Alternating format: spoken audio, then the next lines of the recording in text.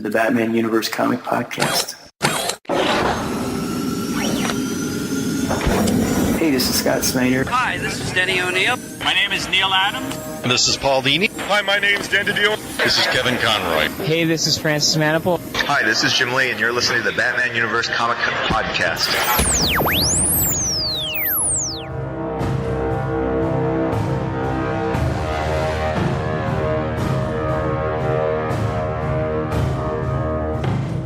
Hello, everyone, and welcome to the Batman Universe Comic Podcast, episode number 228. I'm your host, Dustin, and today I have with me...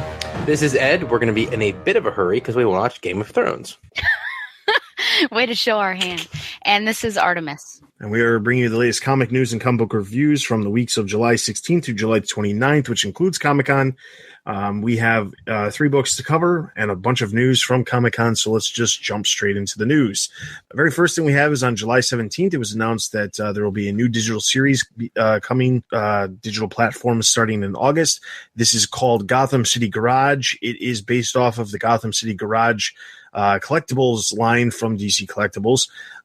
This is actually going to be written by Jackson Lansing and Colin Kelly, who were previously on Grayson as well as Batman Eternal.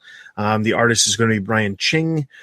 Basically, the story is that it's been a decade since Lex Luthor has saved his people from devastation and turned Gotham City into a modern utopia known as the Garden. With the rest of the world in ruins, Luthor's city continues to thrive, but not for everyone. Order has been kept only by the Lex's technology that networks the entire population under one mindset. And if a citizen steps out of line, the Bat and his minions are brutal in restoring the status quo. So when a young Kara Gordon comes under suspicion by her Lex's superiors, she heads straight to the dreaded wasteland where she'll discover the fierce oil and gear rebels of the Gotham City Garage. Now, the basic gist is that Kara Gordon is actually Supergirl, but she was adopted by James Gordon and is the sister of Barbara Gordon. So it's a kind of an interesting, unique look. Wonder Woman, Harley Quinn are both expected to be in the line. It's another female-centric line, but that doesn't mean other male characters won't show up. But it's same. It falls very similar to DC Comics Bombshells, which also derived from a collectibles line and was also very female-centric. So that is coming digitally on August 16th, in print, I believe, starting in October. All right, so then moving straight into solicitations, also released on July 17th. Solicitations for October released. If you remember from the last episode, we rolled off a ton of new series and miniseries that are coming in October, including Batman the White Knight, Batman the Dark Prince Charming is actually coming in November, the Shadow Batman miniseries, Ragman, Harley and Ivy Meet Betty and Veronica. So that's all stuff that's coming to stores in October. And as I mentioned, Gotham City Garage, the first print issue, will also be in stores in October as well. Full giant list of solicitations are on the website, along with some of the featured cover art from some of the issues. Some of the stuff worth mentioning is that the cover of Batgirl number 16, again, has Batgirl teaming with Dick Grayson, so that's going to continue on. We also see that Batwoman and Red Robin are standing together with his with Dick in his Nightwing uniform, holding the American flag over in the pages of Nightwing: The New Order.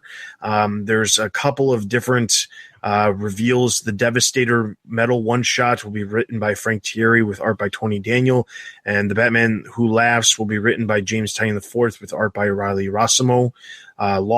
Batman Lost will be written by Scott Snyder, art by Olivier Copiel and Bengal.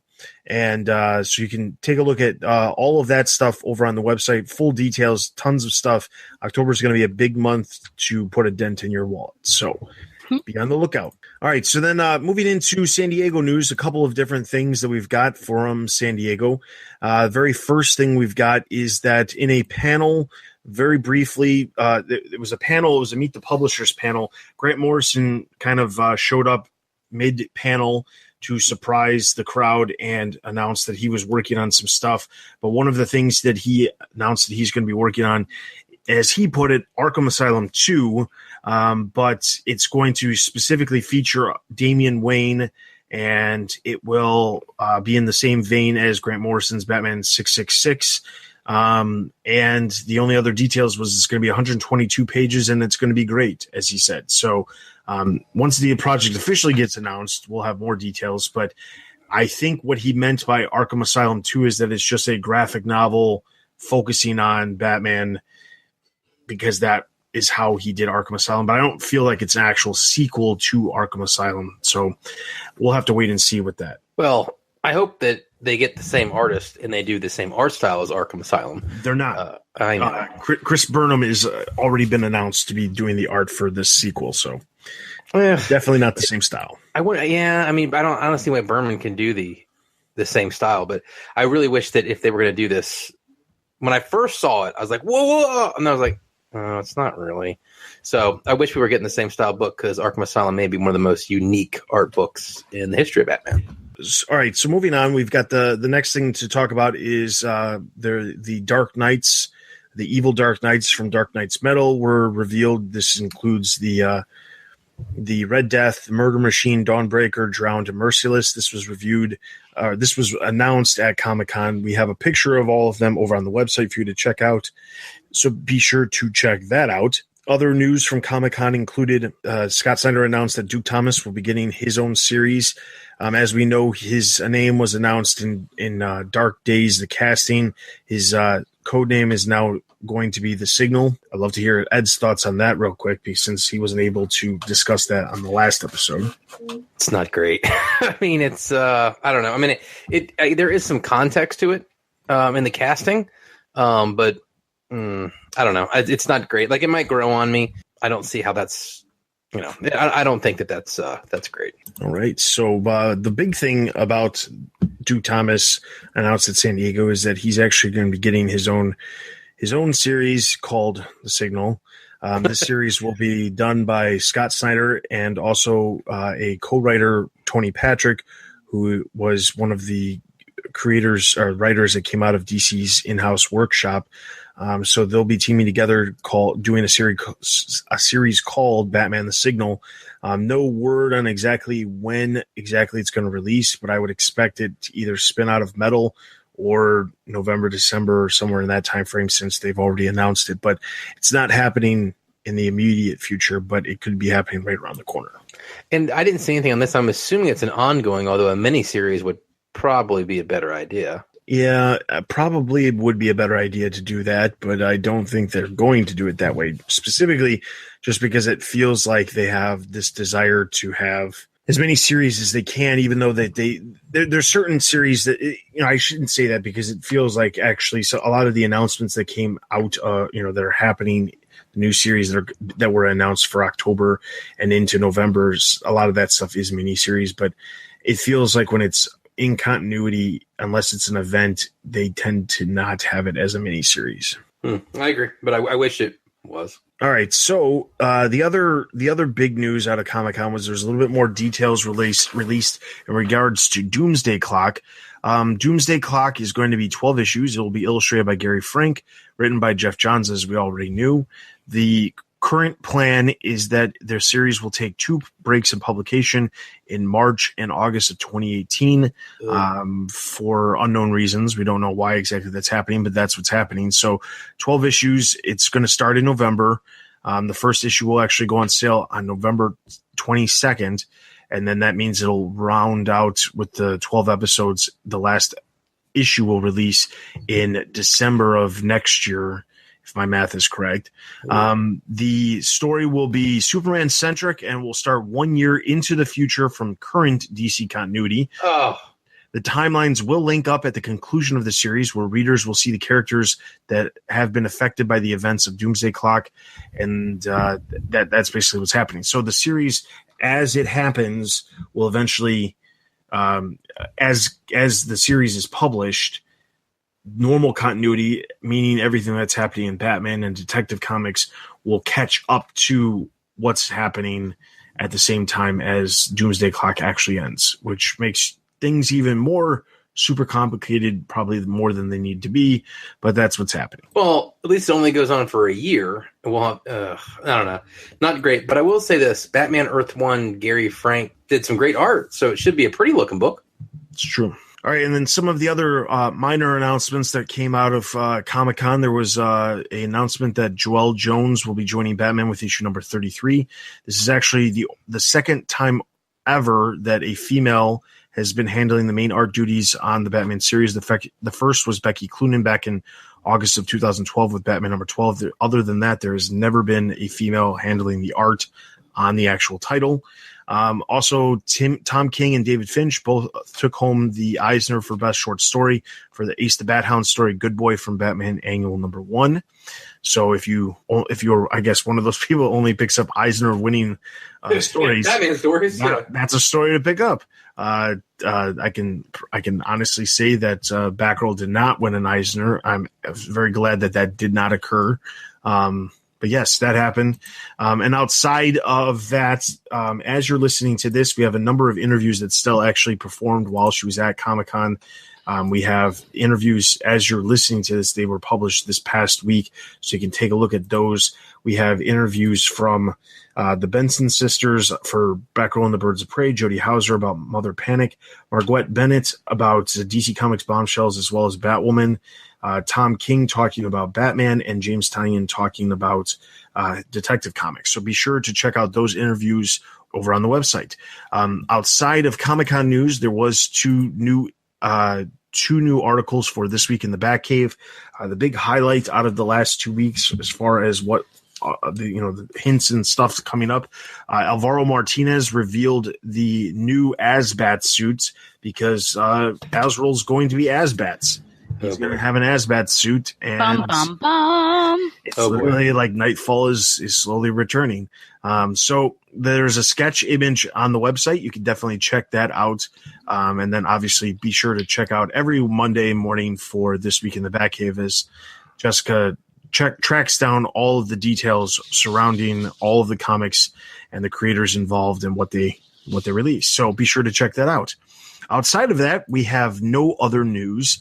Comic-Con was actually news that came out of Comic-Con, which at least last year there wasn't any news that came out. Obviously, there was a bunch of new series and new miniseries announced that we talked about in the previous episode. But Stella, if you had to just basically say what one of your favorite things about Comic-Con was, what was it?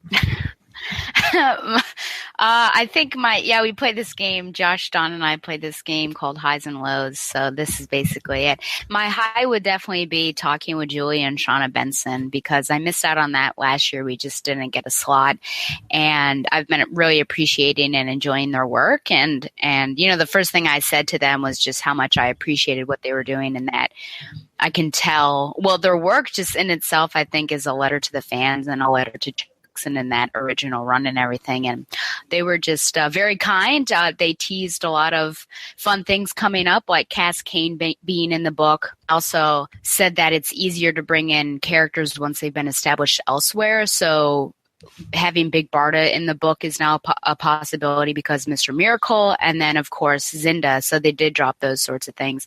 And then at the very end of the interview, they both hugged Don and I think that's the first time, probably the only time, that I was ever hugged by talent, and just it was just such a pleasure. So that was definitely my high point for the con. Yeah, what was your low point? Yeah.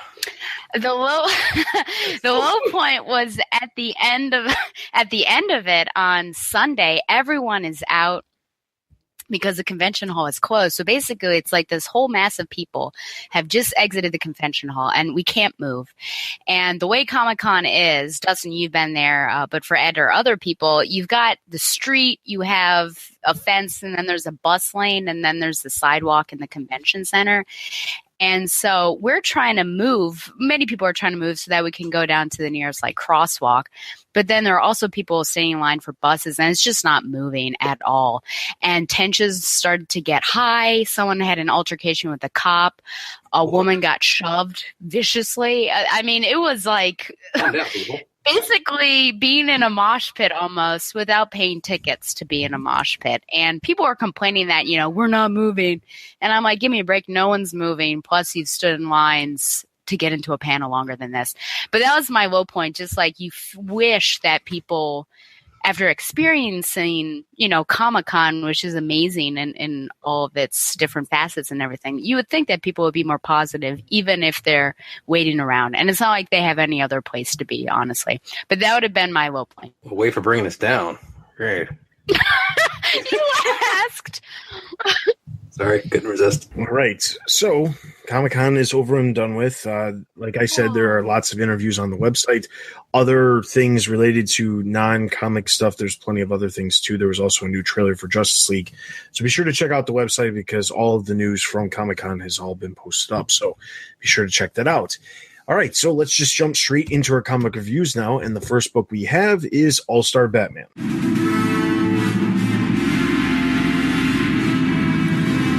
All-Star Batman number 12, The First Ally, Part 3. Writer Scott Snyder, artist Raphael Albuquerque. This issue opens up in the dual timelines of Alfred's past with Briar and Batman on a sinking submarine with some help from Penny One. Batman and Alfred are able to save the sub and everyone on it, and Batman gives Alfred the okay on basically a I told you so moment. We then see the past. So Briar has knocked Alfred out after the last issue. He pointed a gun at him. Turns out it was just a tranquilizer dart. No surprise there. Has taken him to a secret dungeon below the Tower of London where traitors have been taken for a long time. Briar promises Alfred that if he stays, he will give him that higher purpose he was looking for, and that he will always also be there for him. Alfred asks him if he gets a car. Strange question. Alfred resuscitates Bruce as he patches him up from the submarine rescue mission. Bruce tells him that he got his hand on the Genesis machine in the fight, and Alfred tells him that he knows Briar, and that we now learn that he was what it was called the Nemesis program. And I have to wonder if that is a reference to Resident Evil Nemesis program, maybe a little Easter egg for Mr. Snyder. Alfred then tells him that the night guy in armor that he encountered on the submarine was who he was training to be. And that Briar was very much his Alfred at this time when he was training to be the night guy. Then we see Hush, Penguin, and friends show up and bust up the party, steal the Genesis machine, and then blow up the looks like Wayne Hotel that was in construction that they're in. And as we see it crumbling to the earth, we get the next time blurb. There is a backup when we have more Russians doing Russian stuff. I've really only got one question for this issue, to be honest with you. And I think it's obviously the core question of the entire issue, which is, does the implication that Alfred wasn't just a secret agent, but was in fact a costumed hero before he met Bruce and Bruce became Batman, change your interpretation of the character, change the way you view Alfred, and do you love it or do you hate it? I don't think it changes my opinion of Alfred. The one thing that it does is, okay, I'm looking at it from this perspective. What are the chances that Alfred would be a costumed vigilante before he goes to serve a family where the parents die and the son will end up becoming a costume vigilante when he grows up? Low. Yeah, extremely low. Low. Yeah. Not great. It's not very likely that that's to happen. It almost feels too convenient for this to occur in the story to make some sort of connection between Alfred and Bruce. I don't agree with it. I don't think it's necessary. I think it would have been fine if Alfred was just, the supporting character and he just happened to come in contact with this costume character, because we know that costume characters have existed before, at least, in continuity, costume characters existed before Batman did, at least, with like the Justice Society of America and things like that, depending on which continuity version you want to look at. But the reality of it is, it's not as if there couldn't have been costume heroes out there in the world. To believe for a moment that Alfred was one of them and then ended up becoming, the right-hand man for one of the costume heroes of today's world just seems too far-fetched for my liking. I don't think I don't like that connection to it, but at the same time, does it take me away from the story? No, but when I look at it from the larger scheme of things, it it is slightly annoying.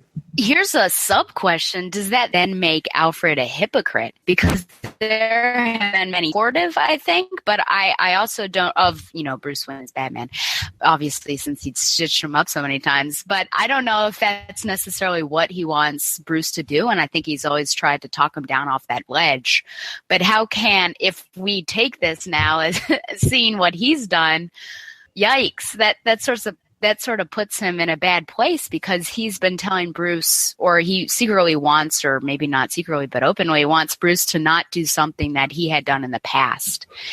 So there's some hypocrisy there, which I guess, as Tynion said in his in his interview when I asked, is Stephanie Brown a hypocrite? He chuckled and said, well, I guess there's some hypocrisy always there with vigilantes and things like that. I guess it is sort of there no matter what. And perhaps this informs a lot of his decision making. And now he's got a different perspective, and we can see him as a different perspective, or having one, because he's lived it. And so we're just learning so many new things about Alfred in this particular story arc.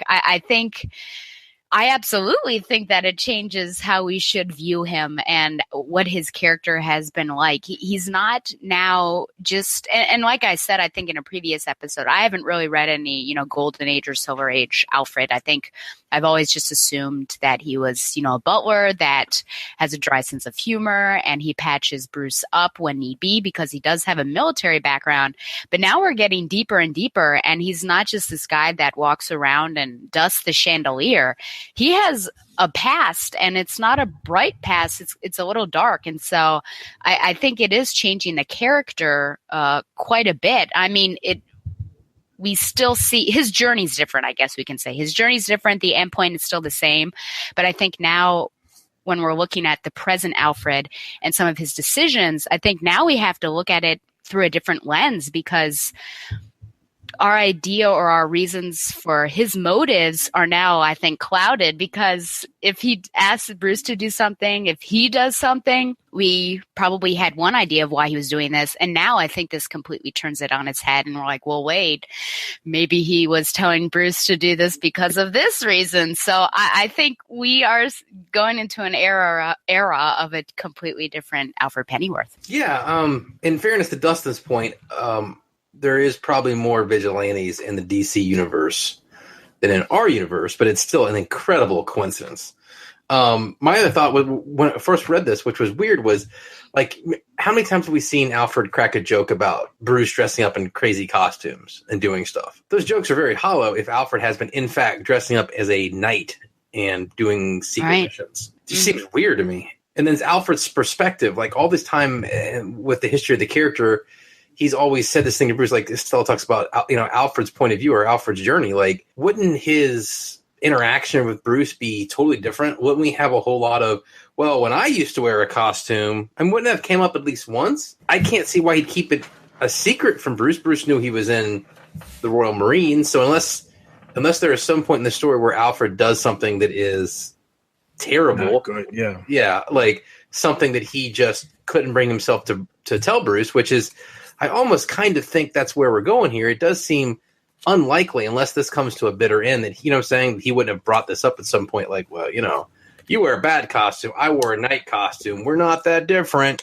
I mean, I don't know. You might be the Dark Knight, but I was the original Knight. Yeah, there's got to be a joke there, right? Like, it has to be. So, yeah, this brings up a lot of continuity questions of, if you've been reading Batman for a long time, Dustin, Stella, you guys read a lot of Batman comics in your time.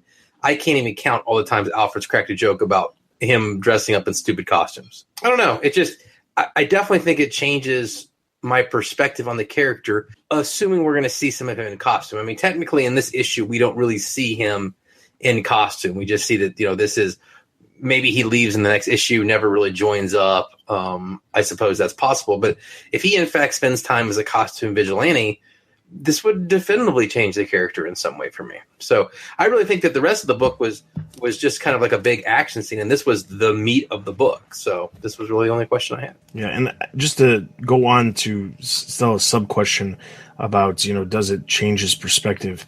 I think it definitely does. Got to. Yep. Yeah, I mean, there's no question about it. And I think the biggest thing for me is just looking at from the perspective of the way Snyder has written Alfred over the past 5-6 years. He has written him in a specific way where this doesn't fall in line with the characterization that he himself has written. And there could be a possibility, like Ed said, that he doesn't end up putting on the costume, he doesn't join up or whatever, but it doesn't seem like that's the direction they're going. At least what would be the point of telling this story if it was just basically like, I had the opportunity to become a vigilante, but then I chose not to. It doesn't make any sense. But there was one other thing that I wanted to quickly bring up before we get into the ratings, which was there was a point where Bruce Wayne has scars that Alfred talks about, and there's a huge contradiction that Ian brought up in discussion with the rest of the staff, and then Corbin chimed in too about it. But basically, the idea is when he went through the process of coming back to life and regaining the ability, coming back from his fight with the Joker during Endgame, he basically lost all his scars. His scars were gone. The Dysonium, healed his entire body of all of the issues. They made a point to say that the scars had been, they had healed themselves and they were all gone. To have Snyder, who wrote that story, write that he has scars and use it as a device in the story seems a little misguided, considering he was the one who supposedly made Bruce's body all back together. So just wanted to point that out. Bit sloppy. All right, so All-Star Batman, I'm going to give 3 out of 5. I'm going to give it 3 out of 5. It's not bad. It's just lots of questions. I will 3 out of 5. Over on the website, Corbin gave it 3.5 out of 5. So that's going to give All-Star Batman a total of 3 out of 5 Batarangs. Let's move into our next book, Batman.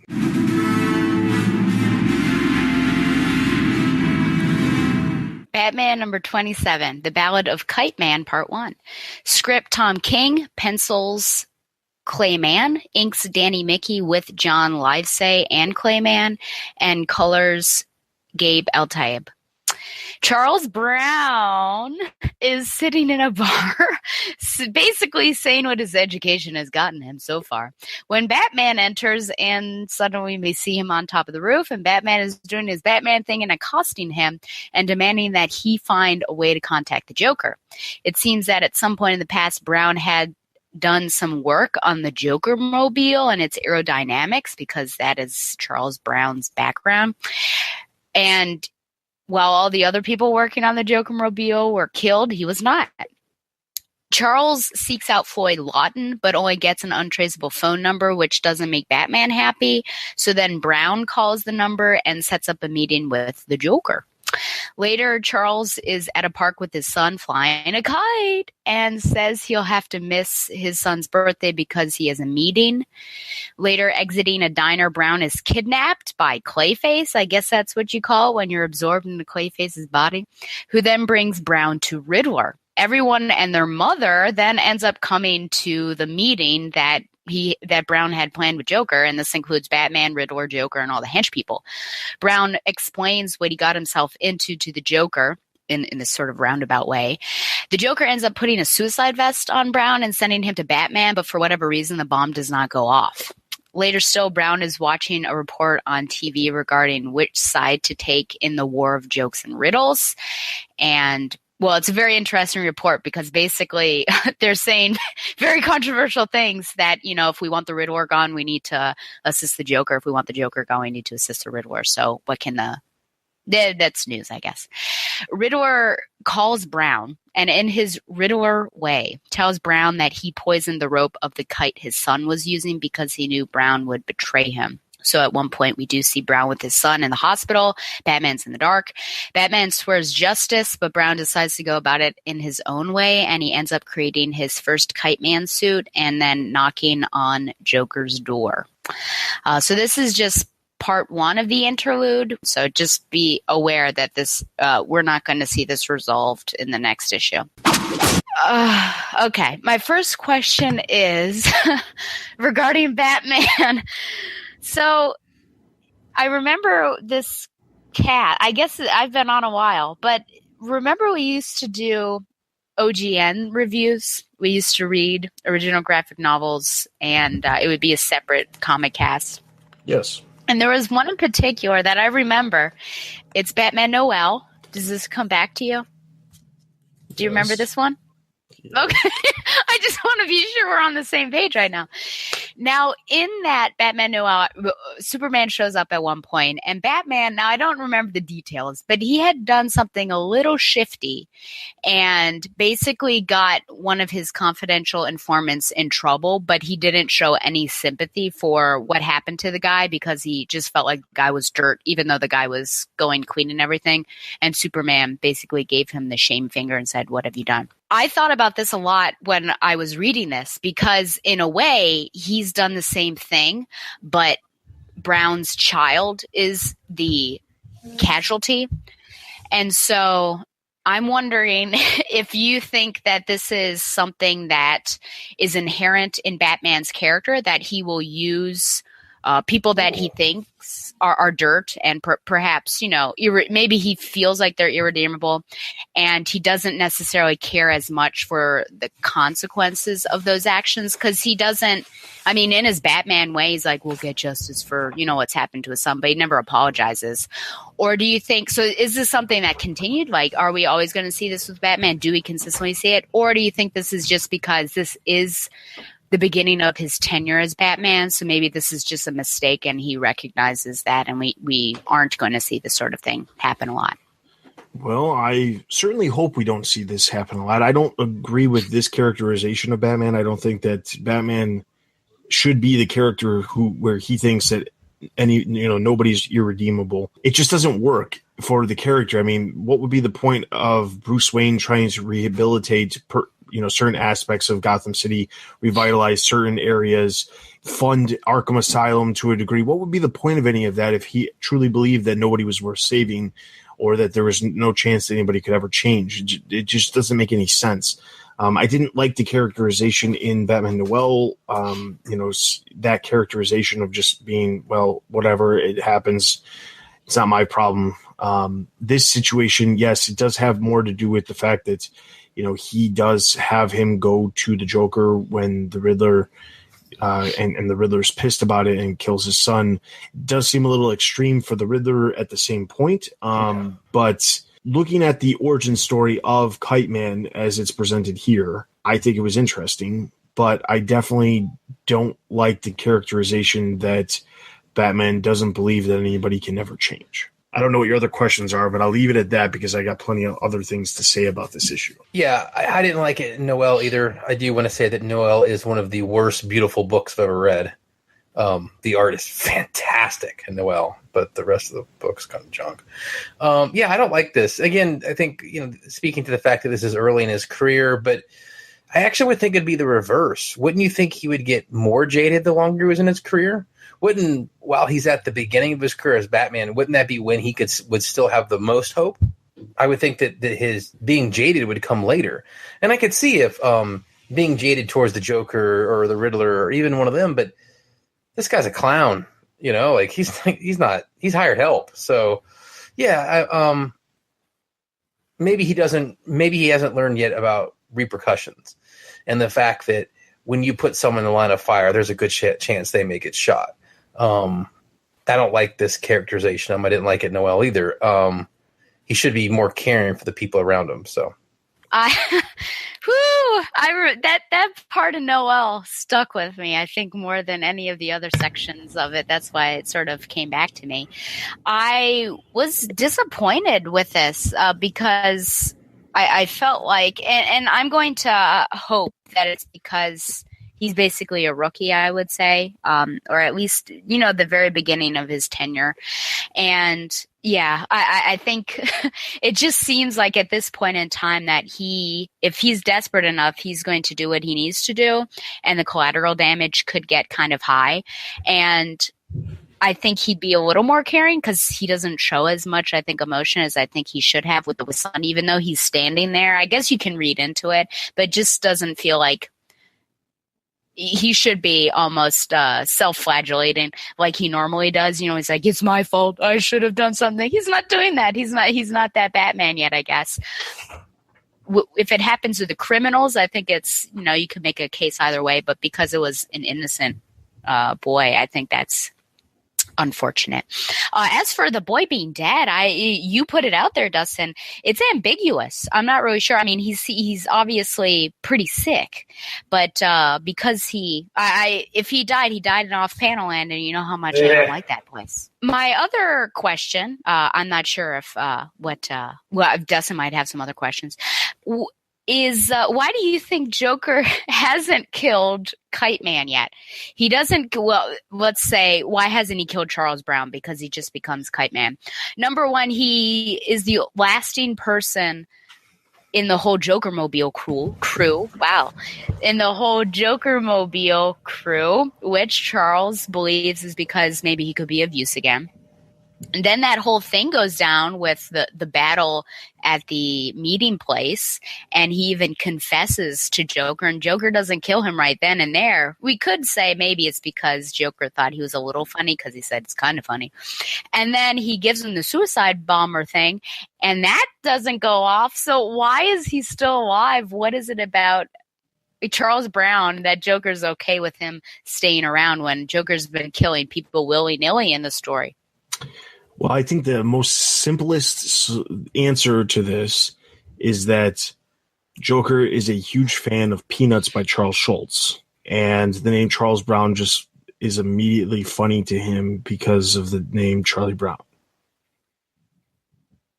No, honestly, I don't know really. I don't got a better one. I was like, okay. Yeah, okay, like. No, I don't have a better one than that, but I mean, like, there's no real explanation as to why Joker continues to let him live other than just to serve the purpose of he can't obviously die because he appears in the present time and this is taking place in the past. But I mean, that the Peanuts thing, we don't really know if the Peanuts actually exist in the Batman universe or the DC universe. It's got to. Peanuts exist everywhere. Come on. That's true. They really should. Yeah. But I would say that there's no real reason that Joker needed to kill him when he was part of the Joker-mobile. I mean, like, who knows what everybody's role was actually, but maybe there was something with the Joker-mobile where something went wrong with the Joker-mobile, but the only thing that didn't go wrong was the part that, Brown worked on, and that's why he didn't kill him that time. The other times, I mean, like I said, there's no real good explanation as to why he's still alive, but he is. Obviously, he has to stay alive, and he can't get killed here. I mean, maybe there's a point where Joker does try to kill him and just fails multiple times just by accident. So who knows? Well, thinking back a little bit, and we've seen this a few times in continuity, but what was the annual not too long ago? I think it was a tie-on one. Remember the Joker had a buddy that he kept like falling around? And the guy kept moving and Joker would follow him, Yes, I do remember that, yeah. I think sometimes, one of the things, defining characteristic one could say, of the Joker is he's nuts. Right? He's totally Fruit Loops. So maybe he's just taking a soft spot for the guy because he's nuts. And we've seen him when he kind of develops a soft spot for someone like that buddy he fought around. He starts to think of them as friends, even though that they're clearly not. So maybe this has got the same fascination with this guy as this guy from the annual. Same fascination. Yeah, I mean, we've talked about, I think we're seeing a Joker that we can't necessarily see what his motives are. So I guess it's all a big question, but it just seems like Charles here is the luckiest man in the world because he probably should have died 3 times in this issue and hasn't. So whether he does find amusement in him, because Joker does say like the comic strip, so he does mention something. So I think some form of Peanuts exists in this universe, or I don't know if he sees some sort of end game with him. I don't have a good answer, but he's pretty lucky. But now he's Kite Man standing outside his door. So let's see if what the next step will be and how they're going to get along. Those are the only two questions that I had. So, Dustin, if you had another one that you wanted to add. Yeah, I mean, basically, the one that I wanted to talk about was just the idea of, like, you know, Kite Man having an established origin now. Because he's Kite Man? Because he's Kite Man. I mean, like, do we actually need to have an established origin for Kite Man? No, we definitely don't. But, you know, I have no problems getting an origin for Kite Man. It's kind of funny. It's also kind of interesting because, you know, you mentioned that, you know, he's possibly just ridiculously lucky and that's why he's not dead. And that could be true, too, because at least the way Tom King has portrayed him in the stories that Kite Man has shown up in so far, he does seem just like slightly lucky in the situations that he gets into. He's not by any means a supervillain mastermind by any means. No. So I mean, like, the fact that the guy is still alive, he probably is really lucky, and that's probably where, you know, that's maybe the best reason as to why he's still alive is just because Tom King thinks of the guy as ridiculously lucky in comparison to, you know, the real Charlie Brown, who always is not very lucky at all. So, but the big thing, I mean, it's not really of a question; it's more of just a thought on it. You know, as far as an origin goes, I thought it was kind of cool to see a character that by no means deserved an origin story, but to get an origin story was kind of cool. I mean, like, yes, it does show up in a very peculiar place in the midst of this war of joke and riddles, and the fact that we're going to get a second issue, I'm not going to complain about it because I didn't think this issue was super horrible. There was elements that I didn't like, but at the same time, like, the idea of a villain from, you know, the Silver Age getting an origin story that is more current, and makes the character a little bit more relevant, I think it's kind of cool. I mean, honestly, Stella, last year when you asked Scott Snyder the list of the villains and he said Kite Man was going to appear over in Batman with Tom King, did we ever think Kite Man was going to get a story about himself? I don't think anybody thought that was going to happen. Negative. Yeah. So I thought it was kind of cool. All right, so Batman, I'm going to give a total of 3.5 out of 5 Batarangs. 3 out of 5. It gives me hope that if I ever become, you know, if DC ever knocks on my door and says, Stella, do you want to write a Batgirl comic? That I can go on a tangent and do an amazingly spectacular job of giving Killer Moth, right? Gotta be, right? A lovely interlude. Oh man, let's see. This is I'll give it a 3.5 out of 5. And over on the website, Matthew gave it 4.5 out of 5. So that's going to give Batman a total of 3.5 out of 5 Batarangs. Before we move on, still, I have to say, if you ever got to the point where you were a writer on Batgirl and you had the potential to give Killer Moth an interlude, I think you should just redo Killer Moth, not completely, but redo him, give him a brand new origin, awesome origin, and then make him like the villain for Batgirl, not just the villain that was around in the beginning. Absolutely. The Joker of Batgirl. Yeah, just because, I think so, just because of the history. The history. Yeah, because, you know, Calculator is, I think, the antithesis to Oracle. So I just feel like Killer Moth is the antithesis to Batgirl for sure. But definitely nobody's picking up and doing that. So something that you need to do.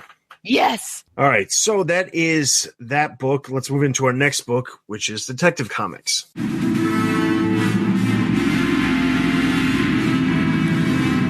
Detective Comics number 961, written by James Tynion IV, art by Alvaro Martinez. Zatanna opens our issue in flashback, showing a young Bruce a card trick, revealing the truth of her magic to Bruce and trying to impress him by telling him about the God Machine. However, they are surprised by her father, Zatara, who sees what his daughter has done, quickly takes steps to erase the dangerous knowledge of the sphere from Bruce's mind, despite his trust in the young man's goodness. As the two teens retreat, they bump into Ra's al Ghul, who is meeting with Zatara. In the present, Zatanna regrets the foolishness of her youth that led her to show him the sphere. His first memory erasing was undone by Ra's al Ghul in the League of Shadows arc. She continues to resist Batman's request to use the sphere, but a bat alarm interrupts their debate, and the two old friends rush to the aid of Batman's team. Jean-Paul Valley Azrael wakes up in a strange world of blue sky and endless water. A strange boy talks to him, the manifestation of the system of the Order of St. Thomas, hammered into his brain as a child and calls itself Ascalon.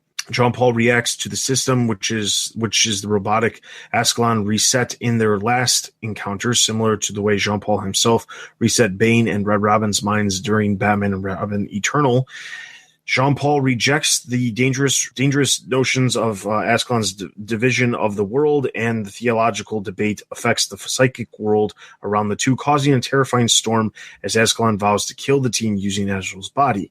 Outside, Azrael's body attempts to follow Ascalon's order, and as Luke and Kate attempt to break through the brainwashing of years and the attack of the hostile artificial intelligence. Cassandra arrives, giving Kate a chance to hold Azrael off. Ascalon sees the evil in Gotham and plans to eliminate it all by killing everyone in the city using Luke's collection of Batwing robotic armors. Luke coordinates the attack, directing Kate and Cass to attempt to destroy the headpiece of the Suit of Sorrows, which interfaces Jean-Paul with Ascalon. Luke runs to his work stop, encountering Rookie, who has not been taken over by the evil AI like all of Luke's other artificial intelligences. This prompts an idea from Luke as Cass and Kate finally manage to stun Azrael long enough for Batman and Zatanna to arrive and put Jean-Paul in a magical sleep.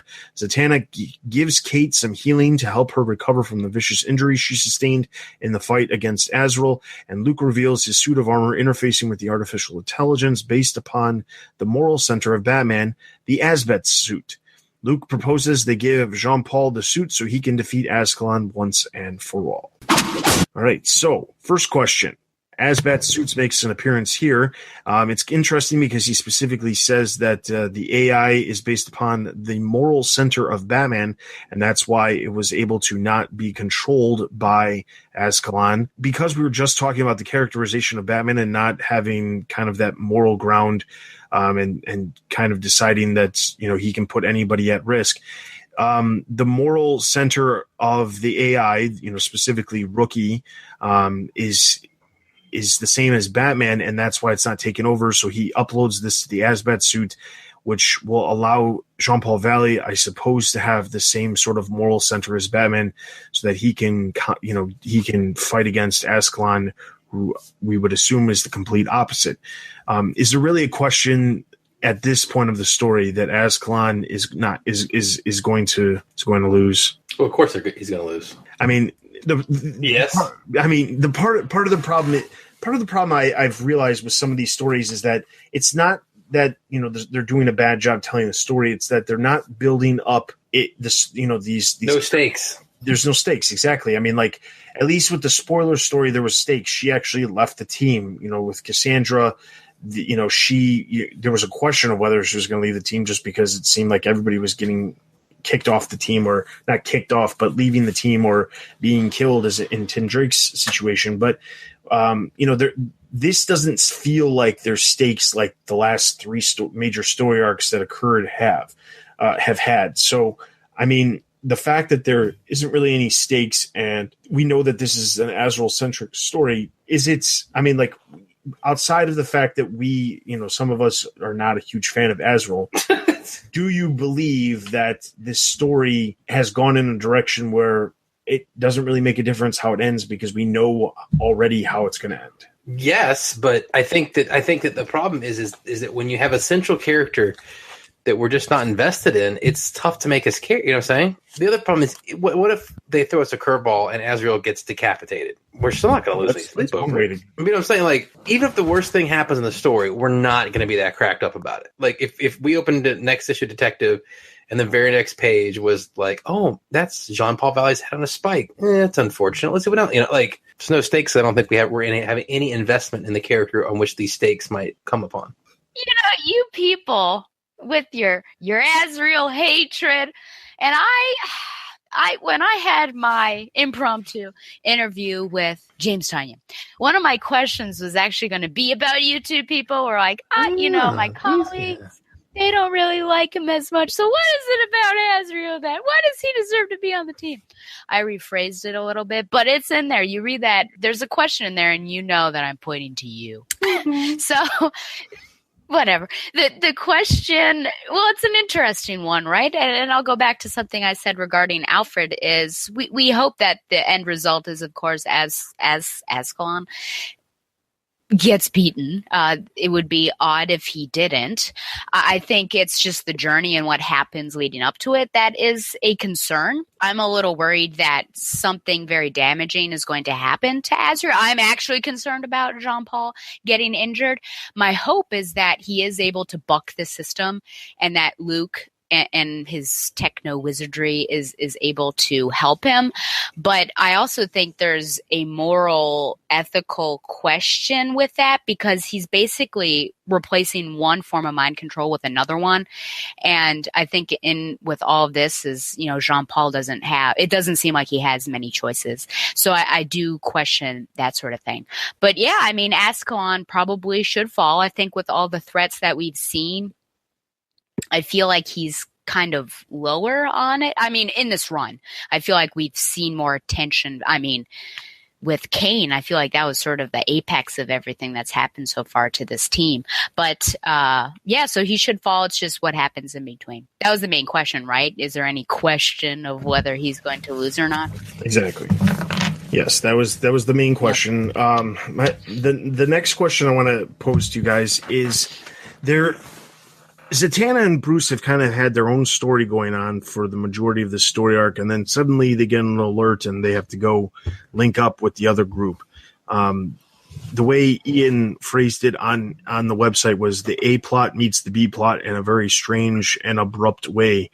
And I honestly feel like that is probably the best way to describe it because there's basically two different stories going on here, and then suddenly they just immediately have to intersect just because.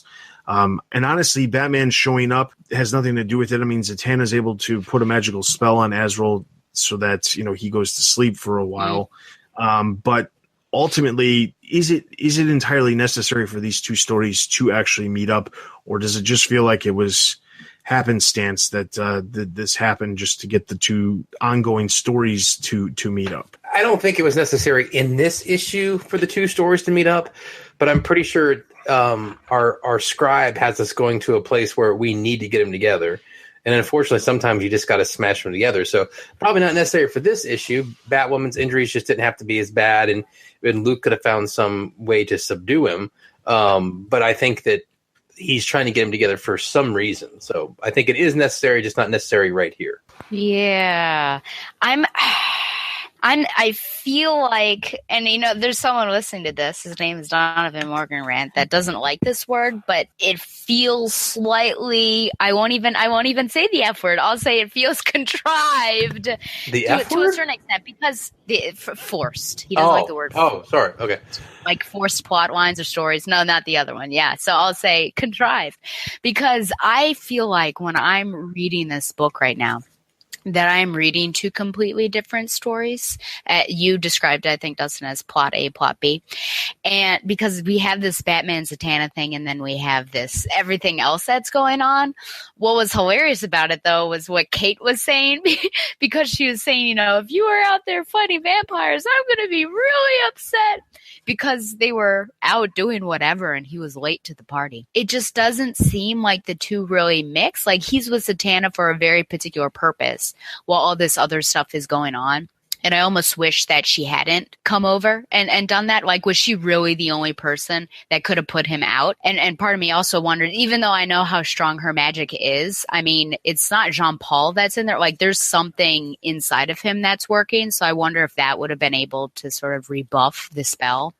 But was there another way? I wish there were another way, because it just seems like, while I think they needed to intersect at some point, this wasn't the time. And what they've been doing over there just doesn't seem to have any correlation with what's been going on over here. Hopefully people understand what I mean by when I say over there and over here. So what's been going on with Batman and Zatanna doesn't seem to have any correlation whatsoever with what's going on with Azrael. And I feel like they should have just kept separate. Yeah. Or they could have done a backup story. That's true too. With the Zatanna. But the problem that I see is, like Ed said, it feels like they need to somehow link up. I can't honestly make the connection between the two. I don't know if Zatanna is going to somehow have some input as to how Jean-Paul Valley will need to take out Ascalon. I don't know. I mean, if this all wraps up where it's just basically like Zatanna showed up, Bruce was asking a question, and then they randomly side story takes place where, Ascalon and Azrael fights. Azrael defeats Ascalon, by no means in any way being helped by Batman or Zatanna. And then the end of the story is Zatanna going, well, here's the thing. I'll tell you what you want to know. And then that's the end. That'd be a pretty weak way of telling the story. Yeah. But I feel honestly like that's the way we're going, because it doesn't feel like there's any connection between the two of them other than just this sudden appearance and then sudden disarming of Azrael in this issue. So I really hope that's not the direction we go, because I feel like, and I'm not just saying this because I don't like Jean-Paul Valley, but like I feel like honestly so far this is the weakest story arc of Tynan's run on Detective Comics, and it's nothing against Tynan, because I think he's a good writer and I think that a lot of his story arcs were really good, but I feel like this story arc is just weak, and I don't know if it's just because it's focusing so heavily on Azrael, but I know it can't just be that, because there's other parts of it that aren't matching up, like this whole two stories going on at once and then just intersecting for no specific reasoning. So, all right. So with that, I'm going to give this issue a total of 3 out of 5. I'm going to say 3.5 out of 5. I think I liked it a little more than you, and I love Zatanna as a character. And you love Jean-Paul as a character. Oh, boy. We'll get you to admit it soon. I will agree and say 3 out of 5. All right. So then over on the website, Ian gave it 4.5 out of 5. So that's going to give Detective Comics a total of 3.5 out of 5 Batarangs. That is all of our in-depth reviews. Let's jump over to the website for Greater Gotham.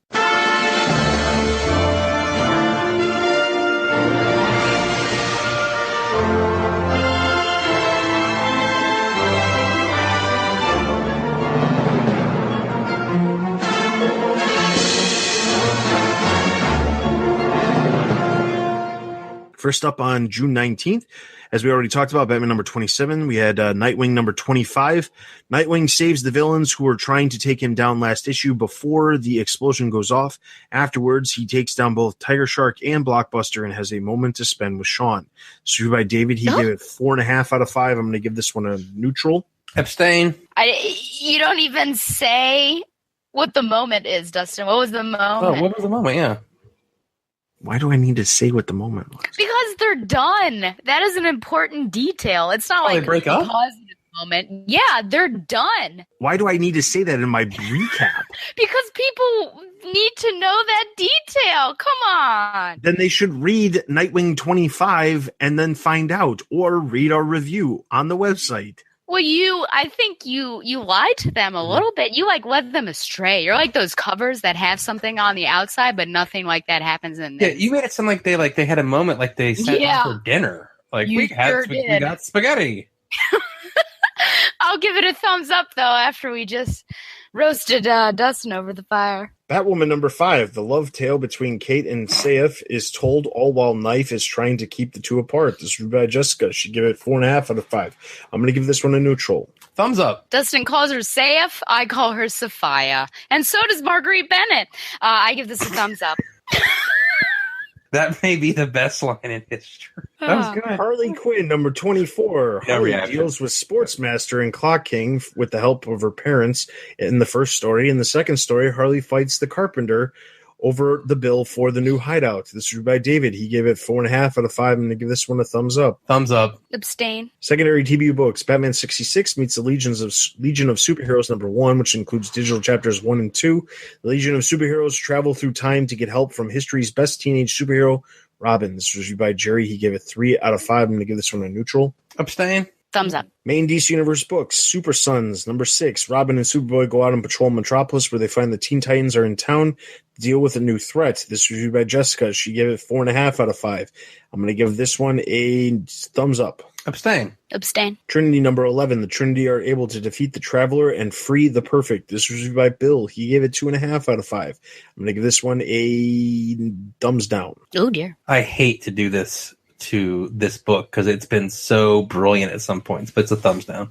Neutral. Justice League number 25, the Justice League fight an ancient evil that in the past took the entire Green Lantern Corps to subdue. Batman and Molly engage in a philosophical conversation about rebirth and death. This is by Jim. He gave it 3.5 out of 5. I'm going to give this one neutral. Neutral. Abstain. Secondary DC Universe books, DC Comics Bombshells number 31, which includes digital chapters 92 through 95. The bombshell versions of Joker's daughter, Hugo Strange, Victoria October, Poison Ivy, and Harley Quinn all appear in the issue. Green Arrow number 27, Black Canary appears in the issue. Injustice 2 number 6, which includes digital chapters 11 through 12. The Injustice versions of Joker and Batman both appear in the issue. Moving over to July 26th, we have main TBU books. Detective Comics and All-Star, we already talked about. Batgirl number 13. Batgirl and Catwoman team up with Babs' student Esme to track down some missing pets. This is by Ian. He gave it 2 out of 5. I'm going to give this one a thumbs down. Abstain. OMG. My nemesis, Velvet Tiger, returns. Oh. Man, you can't get rid of that lady, I have to say. You know what? I've been enjoying it. 12 was the best issue Hope Larson has written in her run. And this one, I still am enjoying it because we're not plagued with Barbara Gordon's romantic woes. This is a good break because apparently the next 6 issues, I don't know, are going to be dealing with her and Dick Grayson. So I'm going to give this a thumbs up. Doesn't it seem strangely odd to you that the reason you're giving it a thumbs up is because it's not dealing with her romantic woes when the character shouldn't be dealing with romantic woes on a normal basis anyway? Well, I mean, she can, have some shipping here and there, but it just seems like she's been constantly being paired up with people who are clearly wrong. And then it's super terrible bad characterization because she shouldn't be going for these guys anyways. So I don't know, because I'd be fine. I felt like there was a good balance with the Burnside run. Right, but what I'm saying is, are you giving much. a thumbs up specifically because she's not dealing with romantic woes? No, that's not why. Because I actually think that the storytelling in 12 storytelling was great. I just think it's ironic that, hey, look at how good the storytelling is, and we didn't even need to talk about her romance. Okay. Well, Batgirl's been on a bit of a bad run since she started dating Pegleg back in the New 52. Oh my gosh. It's not good. No, it's not. I can't wait to see him in the live-action Batgirl film. Please let me see that happen. I just want to see that happen now, more than anything in the world. All right. I want to see Barbara Gordon dating a one-man leg on live action. Ricky. I can't believe how good that would be. Okay. Batman Beyond number 10. Damian Wayne recounts to his father his whereabouts during the Brother Eye invasion. Batman is ready for round 2 against the New Demon. This is by Jim. He gave it 3.5 out of 5. I'm going to give this one a neutral. Neutral. I was trying to figure some way to rhyme it, but I couldn't do it. Thumbs up. Mother Panic number 9. Violet takes down the body bag killer with an assist from Batman, despite being in extreme pain and needing surgery for her implants. This is reviewed by Jerry. He gave it 3 out of 5. I'm going to give this one a neutral. Neutral. I want to apologize because I remember not really liking. I think maybe the first one I gave it an okay, and then I was just poo-pooing it, and then I stopped reading it. But in doing research for my interview with Jody Hauser, I read all 8 issues, and I've actually felt like it's actually good storytelling. So I do apologize for that, listeners. But I will give this a thumbs up. Secondary TBU books, Batman the Shadow number 4, the Joker and the Stag have been captured, and it's up to the Shadow to save him before the Stag executes him and gains entrance into Shambhala. This is by Paul. He gave it 4.5 out of 5. I'm going to give this one a thumbs up. Thumbs up. Pure fun. Abstain. Main DC Universe books, Teen Titans number 10 is the Teen Titans aid Jackson's injured mother. Black Manta captures his son and sets a course for his true prize, a fabled black pearl that holds control over the ocean itself. This is by Ryan. He gave it 4 out of 5. I'm going to give this one a thumbs up. Thumbs down. It has Black Manta in it. Yikes. Thumbs up. Justice League of America number 11. The Justice League of America faces off against King Butcher while the Atom and Killer Frost continue to search for a cure for Frost's cold sickness. This is by Paul. He gave it 3 out of 5. I'm going to give this one a neutral. Neutral. Suicide Squad number 22. Harley gets the team out of a pickle and finds out who killed Hack while Waller is captured and escapes from the people. This is by Corbin. He gave it 3.5 out of 5. I'm going to give this one a neutral. Neutral. Abstain. Secondary DC Universe books, Blue Beetle number 11, Batman appears at the very end of the issue as a tease for the next month. And then moving into TBU trades and hardcover, we have Batman Teenage Mutant Ninja Turtles Volume 1 trade paperback, Robin Volume 4 Turning Point trade paperback, Elseworlds Justice League Volume 2 trade paperback, and Batman Superman Wonder Woman Trinity New Edition trade paperback. So that's everything that came out in the past 2 weeks, everything that we mentioned that had reviews. We gave ratings for, or we gave a rating for. You can check out reviews and detailed synopses of all of those issues over on the website. And keep in mind that every single week, every Wednesday, we post all the reviews related to Batman characters, Batman specific comics. So that would be like Batman, Detective, All-Star. We also do the big DC events on Wednesdays as well. Thursdays is all of the greater Gotham characters, which would be like Nightwing, Harley Quinn, Batwoman, Red Hood and the Outlaws, anything that's one of the main, one of the supporting characters of Batman, one of the members of the Bat family. And then on Friday is all of the DC Universe books that feature other TBU characters like Super Sons, Justice League of America, Justice League, Suicide Squad, so forth and so on. So be sure to check out Wednesday, Thursday, and Friday every single week for reviews and detailed synopses of all of those issues that come out on a normal basis. So we can't jump into listener Q&As because there is no listener Q&As this time around because I guess everybody was floored by how much news was released from Comic-Con. Anyway, so we have no listener Q&As, but I will take this opportunity to remind you to, one, support us on Patreon. We are looking to redo the website in the coming months, and the more money we have, the better of a website we can have, because we can have better designer and developers work on the site compared to people who we can't afford as much. So your support is directly going to the renovation of the website to make a better website, a faster loading website so that you can download your podcasts quicker and things like that. So please support us on Patreon. If you do not wish to support us on Patreon, you can support us directly on PayPal by doing a one-time donation by hitting that TBU or by hitting the PayPal donate button on the website as well.